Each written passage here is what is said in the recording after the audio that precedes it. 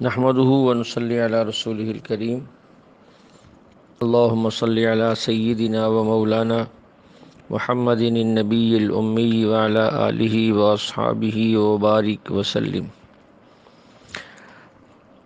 میرے معزز خواتین و حضرات، حضرت موسیٰ علیہ السلام کے واقعے کا خلاصہ تفصیل سے عرض کر رہا تھا۔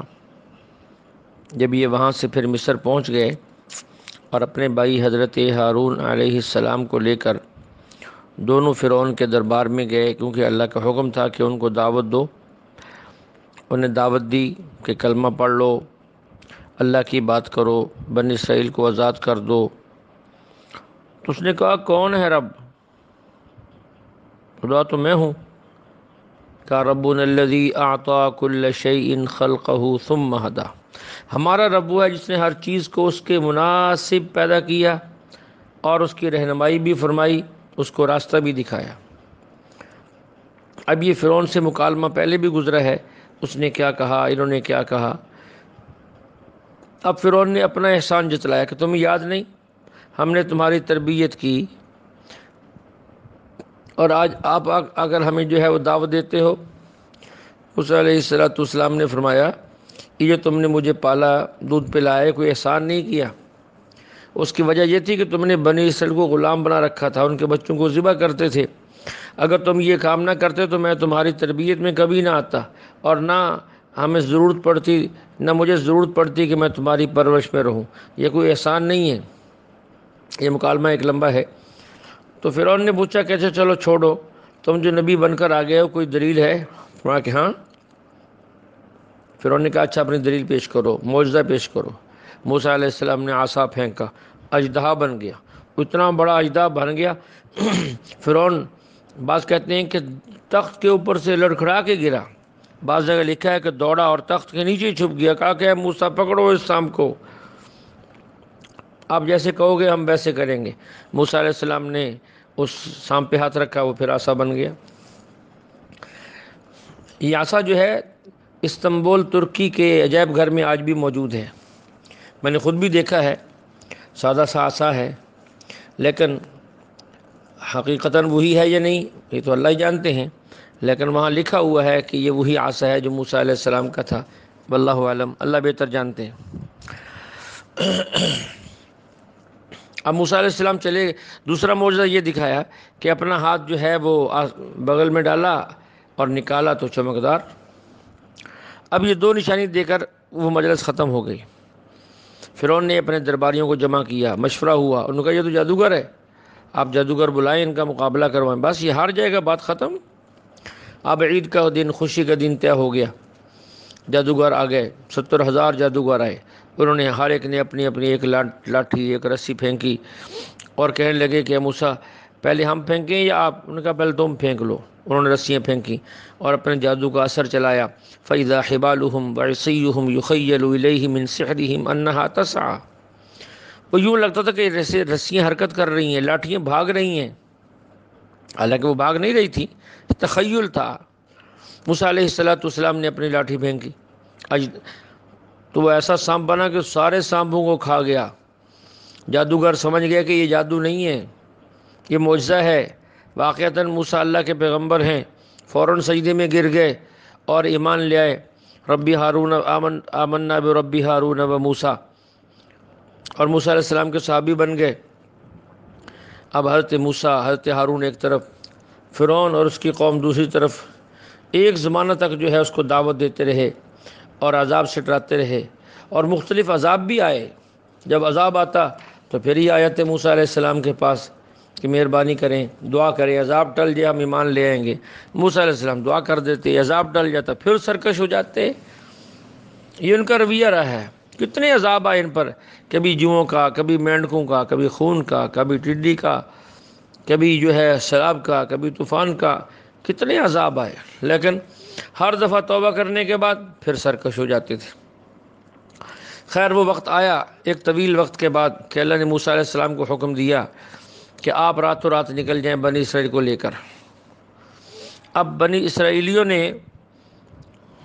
ایک کام یہ کیا کہ ان قبطیوں سے کہا، فرعونیوں سے کہا کہ ہماری عید ہے، خوشی کا موقع ہے، ہم نے شہر سے باہر جا کر جو ہے خوشی منانی ہے، تو ہمیں مانگ میں زیور دے دو تاکہ ہم اپنی خوشی منا سکیں۔ یہ رواج ہوتا ہے ہر زمانے میں، ہر علاقے میں مانگ میں چیزیں لوگ ایک دوسرے شادی بیاہ کے موقع پر دیتے ہیں، تو دے دی۔ اب موسیٰ علیہ السلام خود بھی، حضرت ہارون علیہ السلام بھی، اور یہ اسرائیلی بھی، یہ سارے چلے۔ فرعون کو تو بعد میں پتا چلا کہ وہ تو یہاں سے بھاگ گئے ہیں، یہ خوشی منانے کا اسے بہانہ تھا۔ اب فرعون نے اپنا لشکر لیا، 7 لاکھ صرف گھوڑ سوار تھے، باقی لشکر اس کے علاوہ تھا۔ جب موسیٰ علیہ السلام دریا پر پہنچے تو منظر کیا تھا؟ آگے دریا، پیچھے فرعون کا لشکر آ رہا ہے۔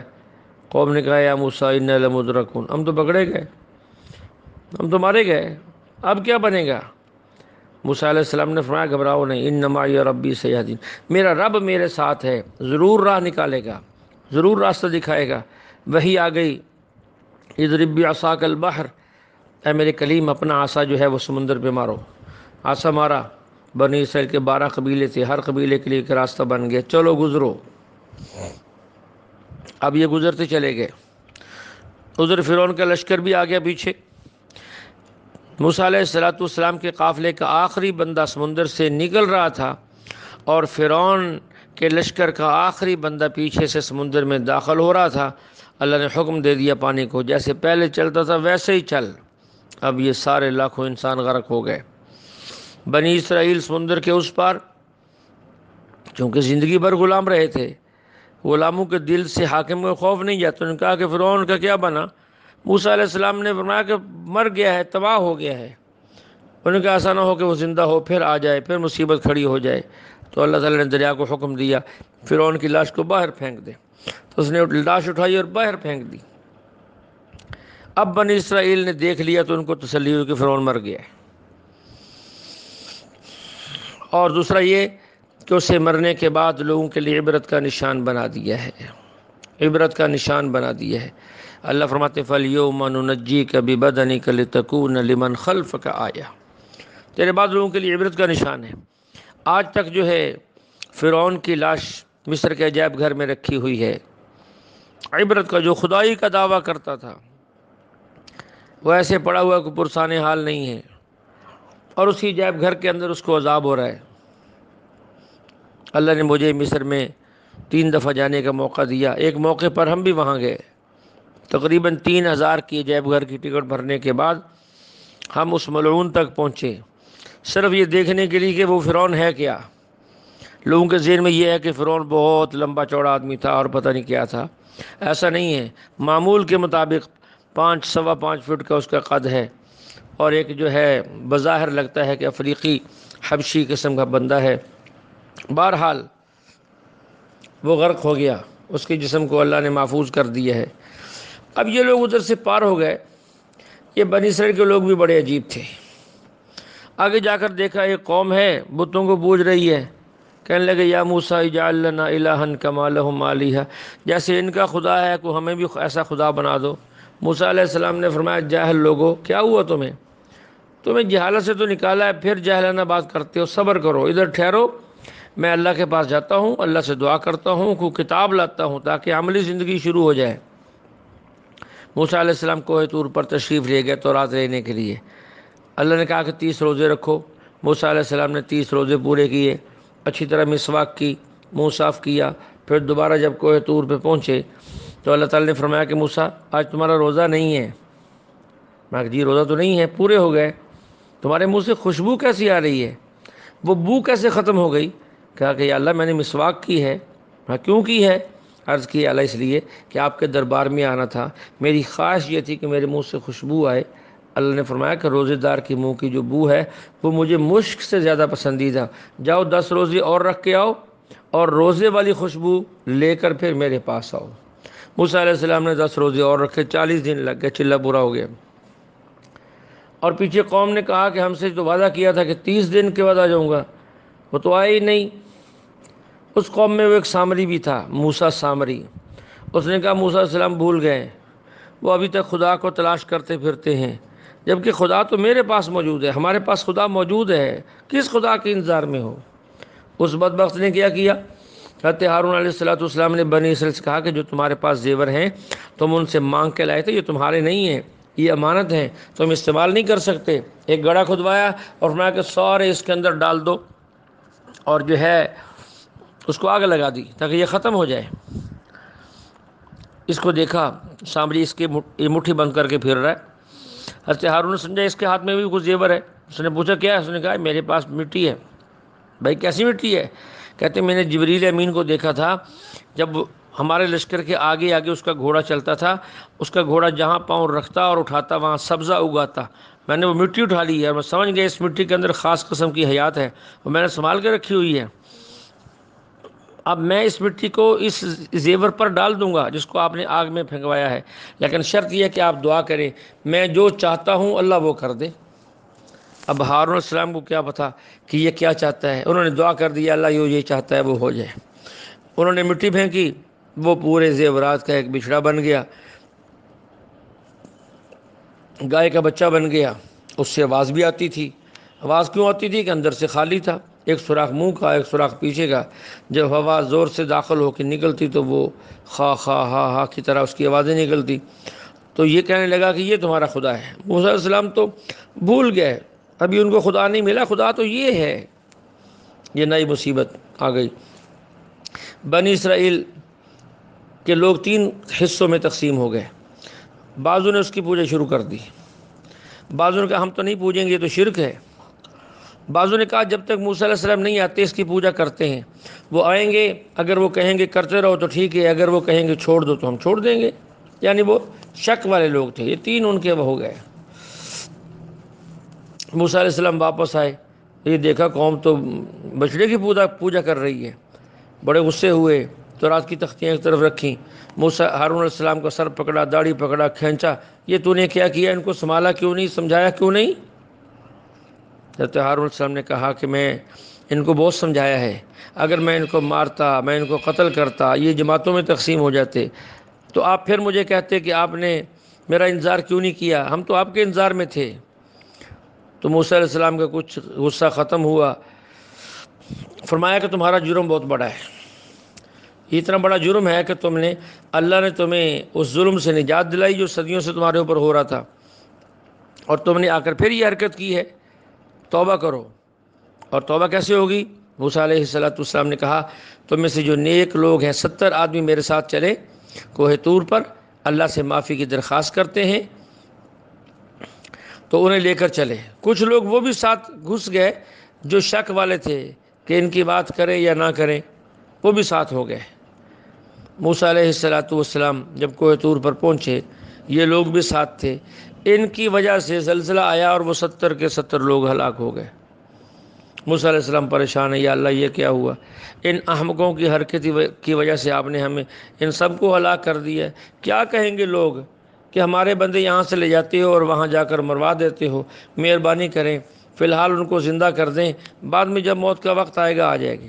موسیٰ علیہ السلام کی دعا سے وہ 70 کے 70 لوگ زندہ ہو گئے، اور فرمایا کہ توبہ اب یوں ہوگی کہ تم میں سے جو نیک لوگ ہیں، جن لوگوں نے اس کی پوجا کی ہے گائے کے بچے کی، یہ لوگ اپنے اپنے جاننے والے، تعلق والے، قریب کے لوگوں کو قتل کریں۔ یہ بہت مشکل کام تھا، لیکن بہرحال انہوں نے عمل کیا، اللہ نے پھر ان کی توبہ قبول کی۔ اس کے بعد اب اس میدان سے نکلنے کا مسئلہ تھا کہ یہاں جنگل میں کیا کرنا ہے، ریگستان میں کیا کرنا ہے، کسی ملک میں داخل ہوں۔ اللہ نے کہا کہ چلیں جہاد کریں، ملک شام سامنے ہے، ملک شام میں داخل ہو جائیں، وہاں آپ کو ہر چیز ملے گی۔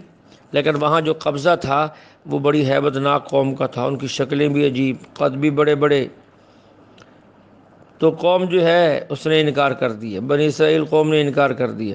یا موسیٰ ان لن ندخلها ابدا ما داموا فيها فاذهب انت وربك فقاتلا انها هناك، ہم نہیں جاتے، آپ جائیں، آپ کا رب جائے، لڑیں، جب شہر فتح ہو جائے بتا دینا، اس وقت تک ہم یہاں بیٹھے ہیں، جب فتح ہو جائے گا پھر ہم آ جائیں گے۔ موسیٰ علیہ السلام ان کے اس رویے سے بڑے پریشان ہوئے، ان کے لیے بد دعا کی۔ اس بد دعا کا نتیجہ یہ ہوا کہ 40 سال تک اسی وادی کے اندر گھومتے رہے، صبح سے چلتے شام تک سفر کرتے، شام کو رک کر سو جاتے، جب صبح اٹھتے تو وہیں ہوتے جہاں سے چلے تھے۔ بس اللہ نے ان پر یہ کرم کیا کہ ان کے جو کپڑے تھے وہ میلے نہیں ہوتے تھے، پھٹتے نہیں تھے، کھانے کے لیے جو ہے من و سلوہ نازل ہوتا تھا۔ بالآخر یہ لوگ اس سے بھی تنگ ہو گئے، اور اسی 40 سال کے دوران حضرت موسیٰ علیہ السلام کا انتقال بھی ہو گیا۔ ان کے بعد ان کے نائب حضرت ہارون علیہ السلام اور ان کے خلیفہ حضرت یوشع بن نون علیہ السلام شام گئے، اس ملک کو فتح کیا۔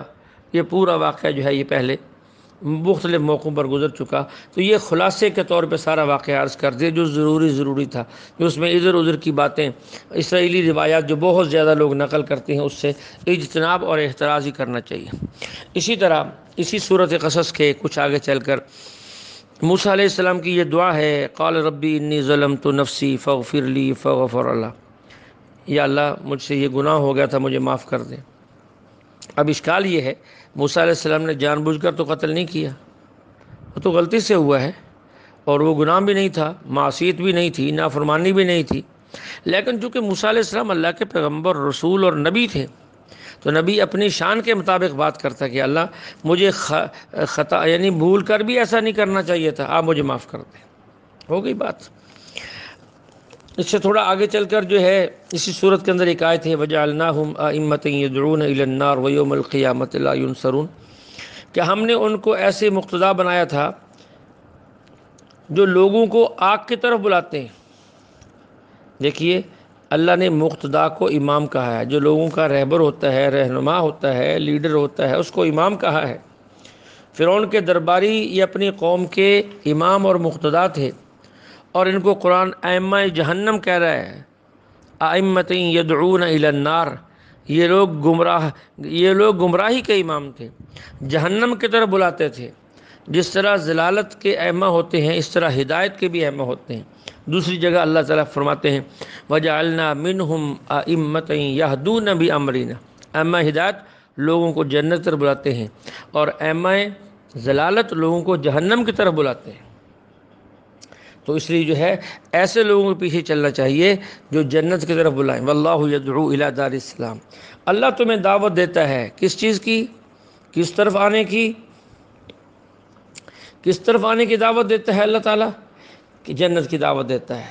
ایسے جو اللہ کے بندے جنت کے داعی ہیں ان کی بات کو ماننا چاہیے، جہنم اور اللہ کی نافرمانی کے راستے کی طرف جو بلانے والے ہیں ان کی بات قطعاً نہیں ماننی چاہیے۔ اس سے کچھ آگے چل کر ایک آیت ہے اولئک یؤتون اجرہم مرتین بما صبروا، کچھ لوگ اللہ فرماتے ہیں ایسے بھی ہیں جن کو ہم ڈبل اجر دیں گے۔ وہ ڈبل اجر پانے والے 3 قسم کے لوگ ہیں، حدیث کے اندر آتا ہے۔ یہاں جو مراد ہے یہ وہ لوگ ہیں یہودی اور عیسائی جو پہلے موسیٰ علیہ السلام پر ایمان لائے ہوئے تھے اور عیسیٰ علیہ السلام پر ایمان لائے ہوئے تھے، لیکن جب آپ علیہ السلام کی تشریف آوری ہو گئی تو انہوں نے اسلام قبول کر لیا، یعنی پہلے بھی ایک سچے دین پر تھے، جب دوسرا دین آ گیا تو انہوں نے وہ بھی قبول کر لیا، کیونکہ وہ 2 سچے دینوں پر تھے، اس لیے ان کے اللہ فرماتے ہیں اجر بھی ڈبل ہے۔ اسی طرح اس سے آگے چل کر ایک آیت انک لا تہدی من احببت ولکن اللہ یہدی من یشاء، اس پر بات پہلے ہو گئی ہے، اے محبوب جس کو آپ چاہیں اسے ہدایت نہیں دے سکتے، لیکن اس کا یہ مطلب نہیں کہ کسی کو ہدایت مل بھی نہیں سکتی، جیسا کہ وہ لوگ ترجمہ کرتے ہیں یہ منکرین حیات النبی اور منکرین عذاب قبر اور یہ مماتی لوگ انک لا تسمع الموتى کا معنی یہ کرتے مردے نہیں سنتے، نہیں ایسا نہیں ہے، آپ نہیں سنا سکتے یہ ٹھیک ہے، وہ نہیں سنتے یہ کسی آیت کا ترجمہ نہیں ہے۔ انک لا تہدی من احببت یہ ایسے ہی ہے کہ آپ جس سے پسند کریں اسے ہدایت نہیں دے سکتے، لیکن اگر اللہ دینا چاہیں کیا اللہ بھی نہیں دے سکتے؟ ولکن اللہ یہدی من یشاء، اللہ اس کو وضاحت فرما رہے ہیں، لیکن لوگ پھر بھی ان آیات سے غلط استدلال کرتے ہیں، اس لیے قرآن پاک سے غلط استدلال کبھی بھی نہیں کرنا چاہیے۔ اس سے آگے چل کر اسی صورت کے اندر ان قارون کان من قوم موسیٰ فبغى علیہم، قارون کا ذکر ہے، یہ ایک بندہ تھا جو فرعون تھا تو بنی اسرائیل کا، لیکن یہ بندہ فرعون کے قریب لوگوں میں سے تھا، بہت بڑا مالدار تھا، اتنا بڑا مالدار کہ اس کے خزانے کی چابیاں اونٹ اٹھاتے تھے۔ قرآن کہتا ہے لَتَنُوءُ بِالْعُصْبَةِ أُولِي الْقُوَّةِ، بڑی مضبوط جماعت اٹھاتی تھی اور بڑا تکبر کرتا تھا، بڑا فخر کرتا تھا، اور یہ کہتا تھا یہ مال جو ہے میں نے خود کمایا ہے، اس کا فن مجھے آتا ہے، اللہ نے نہیں دیا، ایسا متکبر شخص تھا۔ اس کو سمجھایا کہ ایسا نہ کرو، یہ اللہ نے دیا ہے اور اللہ جو دیتا ہے وہ لے بھی لیتا ہے، لیکن یہ مانتا نہیں تھا۔ کبھی کبھی اپنے پورے جاہ و جلال اور مال کے ساتھ نکلتا، کمزور ایمان والے کہتے کاش ہم بھی ایسے ہی ہوتے، لیکن جب وہ وقت آیا فخسفنا به وبدارہ الارض، جب اللہ نے اسے بھی زمین میں دھنسایا، اس کے مال کو بھی اس کے سر پہ رکھ کے زمین میں دھنسایا، تو پھر وہی لوگ جو کل کہتے تھے نا ہمارے پاس بھی مال ہوتا، وہ کہنے لگے یا اللہ تیرا شکر ہے کہ ہمارے پاس مال نہیں تھا، ورنہ ہمارے ساتھ بھی یہی ہوتا جو اس کے ساتھ ہوا، ہمارے ساتھ بھی یہی ہوتا جو اس کے ساتھ ہوا۔ اللہ فرماتے ہیں ہم نے دھنسایا، فما کان له من فئۃ ینصرونہ من دون اللہ، کوئی دنیا کی جماعت اور کوئی گروہ اور کوئی انسان ایسا نہ ہوا جو اس کی مدد کرتا۔ اس کے آگے جو ہے اسی صورت کے اندر ایک آیت ہے تلک الدار الآخرۃ نجعلها للذین لا یریدون علوا فی الارض ولا فسادا، کہ آخرت کا گھر جو ہے ہم نے ان لوگوں کے لیے خاص کر دیا ہے جو زمین میں نہ تو بڑائی چاہتے ہیں اور نہ فساد کرتے ہیں، بلکہ اچھا انجام متقین کا ہے۔ دیکھیے دو باتیں ہیں، ایک ہے فساد کرنا، ایک ہے فساد کا ارادہ کرنا۔ فساد کرنا بھی منع ہے، فساد کا ارادہ کرنا بھی منع ہے۔ یہ جو ہم سنتے ہیں کہ بندہ گناہ کا ارادہ کرے گناہ نہ کرے تو گناہ نہیں ہوتا، اس کا مطلب یہ ہے دل میں گناہ کا خیال آیا اور گناہ نہیں کیا، اس پر گناہ نہیں ہے۔ لیکن ایک بندے نے گناہ کرنے کا عزم کر لیا کہ میں نے یہ گناہ کرنا ہی کرنا ہے، اس کے سارے اسباب پیدا کر لیے، گناہ کے سارے اسباب جمع کر لیے، پھر نہیں کیا، اب اس کو اس پختہ عزم کی سزا بھی ملے گی۔ اس لیے جو ہے جیسے دل میں خیال آئے فوراً انسان لا حول ولا قوت الا باللہ، استغفر اللہ، اعوذ باللہ من الشیطان الرجیم، یا اللہ معاف کر دے، میری شیطان سے حفاظت فرما، نفس کے دھوکے سے حفاظت فرما، فوراً انسان جو ہے اپنے آپ کا اپنا رخ جو ہے وہ دوسری طرف کر دے۔ اسی طرح اس سورت کی آیت ان الذی فرض علیک القرآن لرادک الی معاد، یہ آیت اس وقت نازل ہوئی جب حضور علیہ السلام ہجرت کرتے ہوئے مقام جحفہ پر پہنچے، جہاں سے دو راستے ہوتے ہیں، ایک مکہ کا اور ایک مدینہ کی طرف جانے کا۔ آپ علیہ السلام کی جو نظر اس طرف پڑی تو وطن کی جدائی کا احساس ہوا۔ اللہ نے فرمایا کہ وہ ذات جس نے آپ پر قرآن اتارا ہے عن قریب بہت جلد آپ کو یہاں واپس لے آئے گی، اس لیے پریشان نہ ہوں۔ اور واقعتاً یہ وعدہ اللہ نے 8 سال کے اندر پورا کر دیا۔ آپ فاتحانہ طور پہ پھر مکہ مکرمہ کے اندر داخل ہوئے۔ یہ بات میں نے کہیں پڑھی ہے، اس وقت حوالہ میرے ذہن میں نہیں، اور اس کی حیثیت اور درجہ کیا ہے یہ بھی میرے علم کے اندر نہیں ہے، کہ جو بندہ حج یا عمرے کے لیے جائے اور بیت اللہ کی دیوار پر اپنی انگلی سے ان الذی فرض علیک القرآن لرادک الی معاد لکھا ہے تو اللہ تعالیٰ اس کو پھر بلاتے ہیں۔ تو تجربے کی بات تو یہی ہے کہ ایسا ہوتا ہے، لیکن اس کا کوئی حوالہ نہ میرے علم کے اندر ہے اور نہ اس حوالے کی حیثیت میرے علم کے اندر ہے۔ اللہ جل شانہ سے دعا ہے اللہ ہمیں کلام مقدس کو سمجھنے کی توفیق عطا فرمائے۔ وآخر دعوانا ان الحمد للہ رب العالمین۔